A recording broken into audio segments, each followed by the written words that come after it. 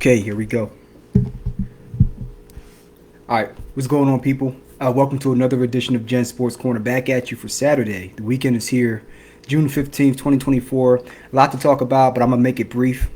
Before I get into it, if you're on YouTube, like, subscribe, click the notification bell. If you're on Facebook, head on over to the channel, man. We got a lot of good content. But without further ado, we're here to talk about the big fight tonight. Actually, two big fights tonight. The co-main event with David Benavidez and Oleksandr Gvozdyk, and then the main event between Gervonta Tank Davis and Frank the Ghost Martin. Live on pay-per-view tonight.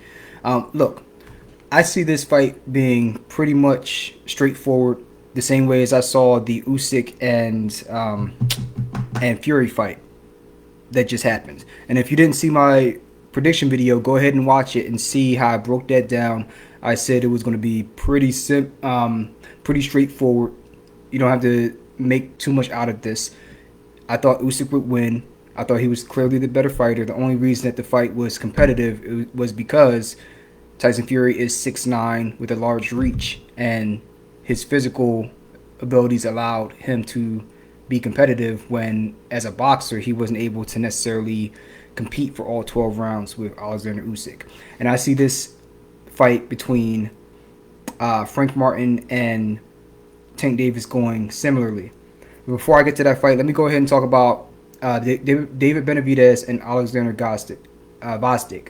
So Benavidez is moving up from 168 to 175 at light heavyweight to compete for the interim light heavyweight championship, and I believe that is the WBC interim, either the WBA or WBC interim belt.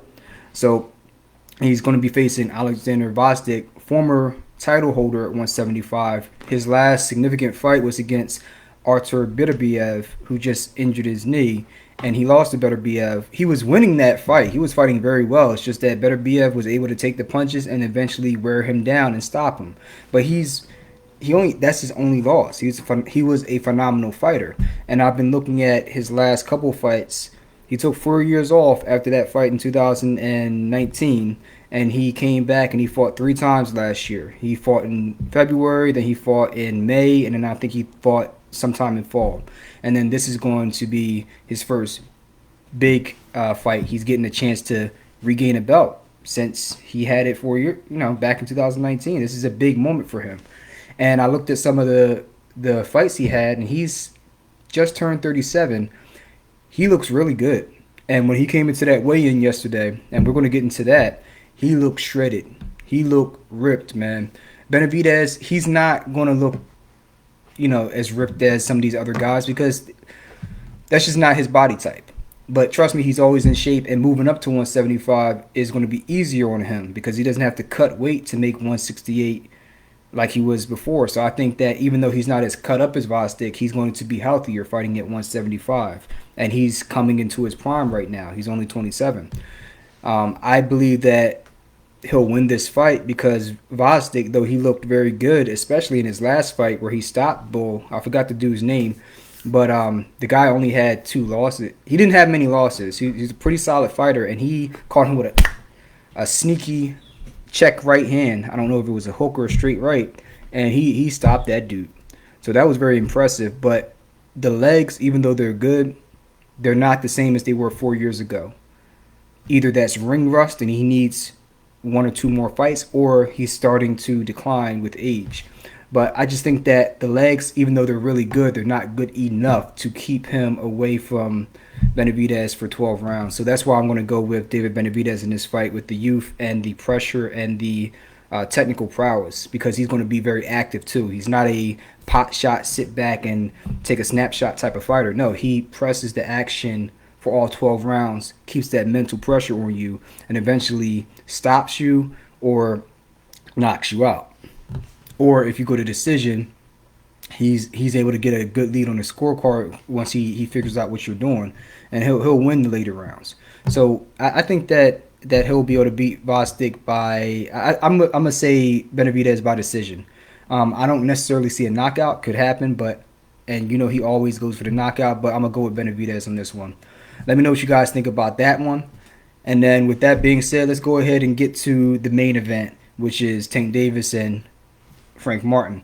So we had a lot of things happen this week. All the chitter chatter, the back and forth, the mind games, all these little antics, right? As you always have with these fight weeks for boxing. But what was interesting coming into this fight was just the back history, because there was sparring footage that was leaked.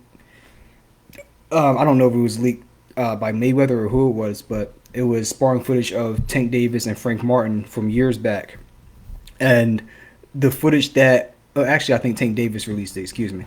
And the footage that he put out showed him getting the best of Frank Martin in that clip. But I also saw Frank Martin doing a lot of good things as well. So it let me know, it gave me confidence that this would be a competitive fight when I saw that footage. Might have been a month ago when they released it, and it's just now getting traction again as people are getting closer to the fight. So you had that going on, and then you had the press conferences where they're talking back and forth, and he's saying like, "Yo, like you're inexperienced, like you're not even on my level." He looks like Tank Davis looks childlike up there, and not necessarily in a bad way. He looks like he's comfortable, confident, and just enjoying the moment. Like I do this all the time. Like, why not have fun? He seems very comfortable. And Frank Martin, he seems comfortable in his own way, in a different way. I think his demeanor is more like mine in that sense, where I ain't really got to say much. I'm just trying to run that fade come fight night. What do we have to talk about right now? Like all the insults and mean things you can say now. I'm not saying I'm going to like it, but I'm going to think about all those things and channel that in my anger, like very controlled anger, come fight night, and I'm going to take that all out on you. I don't need to talk right now. But overall, I still think Tank was able to get within Frank's head to a certain degree. Not a whole lot, but he's definitely much more comfortable, I think. Even though Frank is comfortable, Tank is really comfortable. And you fast forward to the weigh-in yesterday, and you look at them both coming in and leading up to the fight. Even at the last press conference on Wednesday or Thursday, there was a little side comment by Tank Davis when Frank Martin was drinking his water. He was like, "Yo, what kind of water is that? What kind of water are you drinking?" And I'm just paraphrasing here, but he said something to the effect of, "Oh yeah, I hope you're staying hydrated," hinting to the fact that he may be suffering during this weight cut, because Tank obviously isn't. You can see it on his face in that press conference. Hell, go to the weigh-in yesterday on Friday and look at both of them. Think of all four fighters. 2 fights, 4 fighters. First fight being first weigh-in for the co-main event, after the others being Gvozdyk and then Benavidez. Gvozdyk looked healthy. 37 years old, looked like he looked like he was 25. The physique looked phenomenal, right? Benavidez, no problems making weight. They both looked very happy, content, confident. They weren't irritable. They didn't seem dehydrated. They seemed like they're ready to go. And then fast forward to about 10-15 minutes later and look at the weigh-ins for Frank Martin and Tank Davis. Frank Martin comes up first. He gets on the scale, abs cut up, ripped, and he makes weight at like 134.5 or something like that, 134 some change. And then Tank Davis comes up, he gets on the scale, and he weighs in at 133 and some change. The difference between the two is Tank Davis looked healthy, even to the point where he did a damn backflip when he was talking to one of the reporters. I don't know if it was before or after the face-off, but he did a damn backflip. And it might have actually been while he was waiting for Frank Martin to, get his shoes on or whatever and come over to do the face-off. But he was taunting him in that way. He basically did the backflip, and before that was saying, "Yo, you're sitting down taking too long because you're dehydrated. You're lethargic."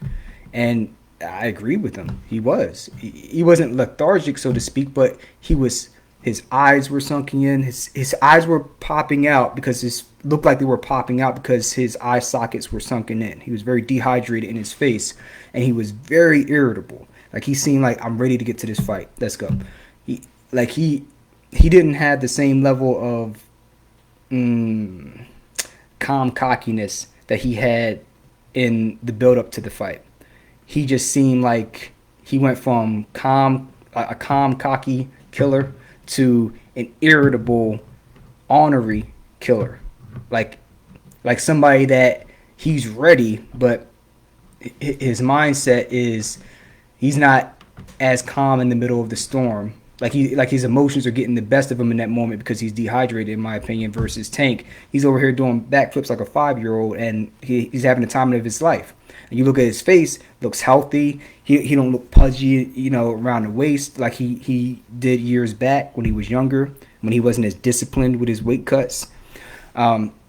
He just looked ready. So that and with all the recent fights where we've had issues with people blowing up in weight or coming down too far in weight and not being able to take punches, a la Earl Spence or who's the last person? Earl Spence and Devin Haney.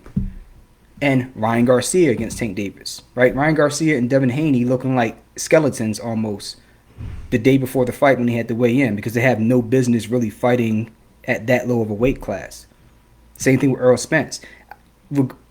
Terrence Crawford, in my opinion, beats Earl Spence, but it's a much different looking fight. I think Earl Spence fought at 147 1 or 2 fights too far, and the Terrence Crawford fight was one of them. I think that the Danny Garcia fight showed that he needed to move up, because Danny Garcia, even though he battered Danny Garcia got a lot of nice shots on him, shots that you just can't keep taking over the long term, especially if you're weight training. So that's the difference I see between the two, and that's why I'm ultimately going to pick Tank Davis to win this fight. And I think that's why Tank Davis is so confident, because whether it's true or not, if you feel like you have a dead man walking into the ring because they're dehydrated, you're going to feel like you're on top of the world. You might do a backflip or two. Hell, you might even do a cartwheel, because you know this guy, even if he's still in peak condition, it's not necessarily that he won't throw the punches as quickly or throw them as with as much power. There's 2 issues that stand out to me. First one is reaction time and punch resistance. So your reaction time is less because whenever you make a movement or you have a thought, like your body is a series of electrical impulses which are translated as thoughts and emotions and hormonal changes and so on and so forth, right? So a lot of these things are dependent on ion concentrations, things like magnesium and calcium and sodium and potassium, but also on water. Water is essential for everything in the body. So if you're dehydrated, you're going to be compromising all of your functions. It's just to what degree are you compromising them? And then different functions may be compromised more than others. There's no direct science to it. It's just know that it's not a position you want to put yourself in. So that's the first thing, because when you take a punch, one, your reaction time is not going to be there because you're dehydrated, and then the other half of that is, even if you're able to react on time, if you still get hit, even if you see it coming, you don't have the cerebral spinal fluid in the amounts that you normally would, because most of that fluid is made out of what? Water. So that's why when guys blow up and down in weight, their punch resistance is at risk for fluctuating, for dropping, because you can rehydrate the muscles. As I said before, you can rehydrate muscles and all these other things, but you can't rehydrate the brain within a 24-hour time period to the same extent back to baseline, so to speak. Some people can get close or good enough to feel close to normal and still be able to beat the hell out of somebody, but many times, and we see this in MMA as well, these people cut weight to a point where they shouldn't be at. And I remember the one fight, I don't remember the woman's name, they had to take an extra moment to allow her to get her bearings, because she almost, or maybe did, faint on the scale, because she went through a pretty hard weight cut. And fortunately, I think she won the fight, but I remember another example where another woman did the same thing and it didn't end out so well for her. So it's like you're playing with fate. It's a coin flip. So I don't understand why guys are fighting outside their weight classes. There's financial motivations and you want to get an advantage, any advantage you can over your opponent. but you're playing. You're making a deal with the devil. I'm just going to throw it out there. Let me know what you guys think about weight bullying and weight cutting. But I think that you're taking a handshake with the devil that you can get all your wins in before that stuff catches up with you. Make of that what you will. And then secondly, I just think that Tank Davis, the experience is going to play a factor. Frank Martin really hasn't fought anybody, and even in his last fight, let me go and look up homeboy's name here, against Michael or Michelle. I'm gonna say Michael. Excuse me if I'm butchering your name. Michael Rivera Medina. He beat him, but he had moments where he struggled a little bit. Like he didn't look as good as people anticipated he would. I think part of it is people wrote off Medina when he's actually he's a good fighter. He doesn't have knockout power, but he's a good fighter. He was 25-0 with 14 knockouts. So like people were acting like he was some tomato can. Not really. So for him to struggle is not surprising, but to the extent that he did, like he didn't look like a superstar. I think that's what was off-putting to people, and they wanted to see that going into a fight against somebody like Tank Davis, where you're making that big of a jump in competition.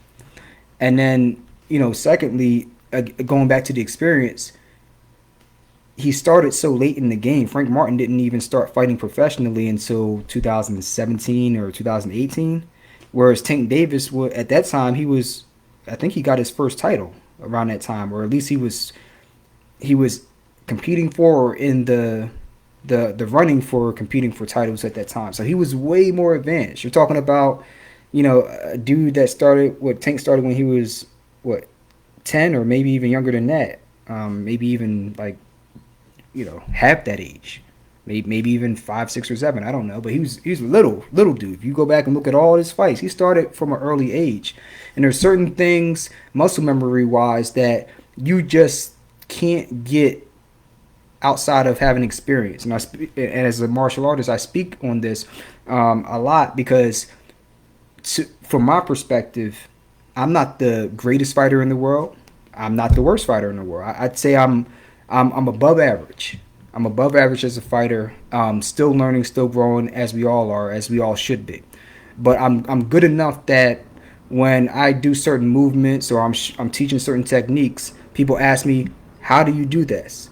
I didn't even know about this," or "How are you able to do this but I can't?" And for me, these things seem very simple, like bare basics. But when I go back and zoom out and think, I've been doing this since I was like 9 or 10 years old. So by the time I was 13 or 14 or 15, kind of like Tank, I was good enough to compete for tournaments. I was able to throw kicks, in a way that none of my friends could. I was able to. I knew about how to change angles and how to block and parry and establish the jab. Like, people don't teach you those things. You learn those from going to a dojo or a boxing gym or some type of professional establishment, or by being in a million fights yourself when you're a kid and just learning that through process of osmosis. Like, you get punched enough times and you make that adjustment. That's how you learn, right? One way or another, through teaching or through the crucible. But Frank Martin, he started later, so he has good footwork. I was looking at some of the fights. I like his footwork, but I think that he doesn't have that X factor. And when I say that, I'm really referring to when plan A, B, and C don't work. Tank Davis, even if they both run out of game plans, right? Tank Davis can think on the fly in a way that Frank Martin can't do at the same pace. Let's say Frank Martin sees something that he's been getting hit with, and he's going to make an adjustment. He may make this much of an adjustment, but the problem is Tank Davis has seen what you did before, and he's making this much of an adjustment. And though this is really good compared to other people, it's not good enough tonight to get past this guy that's just more experienced as a tactician than you are. That's my feeling going into this fight. I think that what makes this fight intriguing is that Frank Martin has flash knockout power, and he's explosive. So the way I see this is, if he's able to establish the jab and land a good shot and shake Tank up and get him off his square in the first 4 rounds, then I think that he can and will win this fight. I just don't think that's going to happen. I think that I was thinking that was a possibility until I saw him at the weigh-in. And that weigh-in, maybe I'm wrong. If I'm wrong, kudos to Frank, and I'll be happy if you win. But that just made me feel as though even if you somehow have a lot of the speed and quickness and power that you had before, you just won't be able to sustain it. Past that 4th round, you're going to start fading much quicker than Tank is, even if you are well conditioned for this fight. That's my concern. And even if you do hurt Tank, are you going to be able to step on the gas and finish him without blowing your gas tank out too quick? So that's my thoughts on the fight. I'm picking Tank Davis to win this fight. I'm going to say by decision, because I think Frank Martin, he is a very good fighter, but I just think that the lack of experience along with the weight cut concerns are going to be a little too much to overcome. So that's why I'm picking Tank Davis. Let me know what you guys think in the comments. Let me know what you guys think about the fight between Oleksandr Gvozdyk and David Benavidez, and who you think is going to win this fight, and what you think about my breakdown of that as well. Gary Russell Jr. is on this card as well for an interim belt. I forgot what weight class he is now. I don't know if it's 126 or 122 or where he's at right now, but he's fighting tonight, so I'm definitely going to be checking in for that one as well. I haven't seen him in a while, so we'll see where he's at with it, but he's heavily favored. And that's my thoughts. So I'll catch y'all after, and enjoy the weekend and be safe. Love you. Peace.